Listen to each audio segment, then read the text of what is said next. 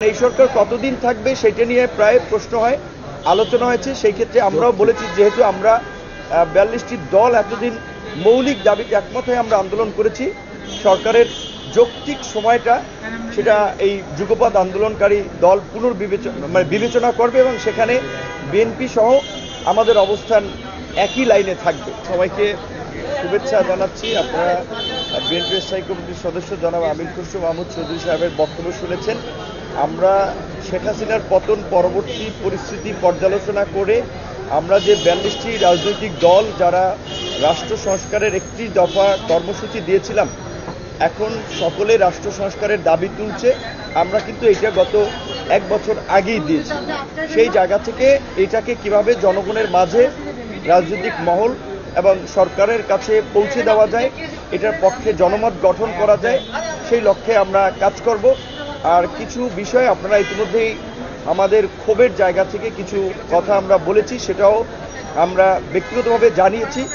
তৃণমূলের দু একটি বিচ্ছিন্ন ঘটনা, সেটি বিশেষ করে আমির খসরু সাহেব তিনি বলেছেন, বুলু ভাই সহ আরও আপনারা জানেন যে বিএনপির কোনো নেতাকর্মীর বিরুদ্ধে ছোটোখাটো অভিযোগ হলেও তদন্ত ছাড়াই বড় একটা অংশ নেতৃবৃন্দকে কিন্তু শাস্তিমূলক পদক্ষেপ নিয়েছে।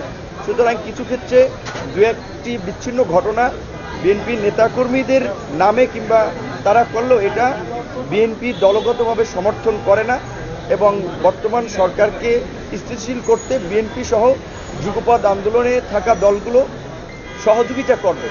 এখন এই সরকার কতদিন থাকবে সেটা নিয়ে প্রায় প্রশ্ন হয়, আলোচনা হয়েছে। সেই ক্ষেত্রে আমরাও বলেছি, যেহেতু আমরা ৪২টি দল এতদিন মৌলিক দাবিতে একমত হয়ে আমরা আন্দোলন করেছি, সরকারের যৌক্তিক সময়টা সেটা এই যুগপৎ আন্দোলনকারী দল বিবেচনা করবে এবং সেখানে বিএনপি সহ আমাদের অবস্থান একই লাইনে থাকবে।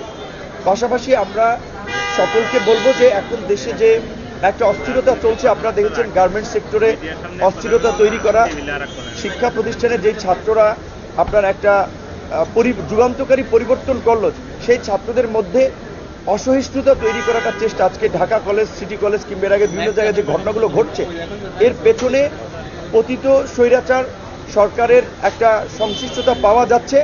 সেই ক্ষেত্রে আমরা সকলকে এই বিষয়ে সতর্ক থাকার আহ্বান জানাবো যে এই সমস্ত ঘটনায় যারা জড়িত হচ্ছে তাদেরকে চিহ্নিত করতে আইন শৃঙ্খলা বাহিনী সহ সরকারকে সহযোগিতা করা এবং এই যুগপৎ আন্দোলনে থাকা দল সহ বিরোধী দলের নেতৃবৃন্দ এইটা নিরসনের জন্য কাজ করবে। কারণ এই সরকারের সফলতা ব্যর্থতা সামনে আমাদের রাজনৈতিক দলগুলো দেশের মানুষের উপরে বর্তাবে। সুতরাং আমরাও চাই সরকারের সাথে আমাদের যেন কোনো দূরত্ব তৈরি না হয়, সেটা সরকারকে তার কাজের মধ্যে দিয়ে আলাপ আলোচনার মাধ্যমে পরিষ্কার করতে হবে।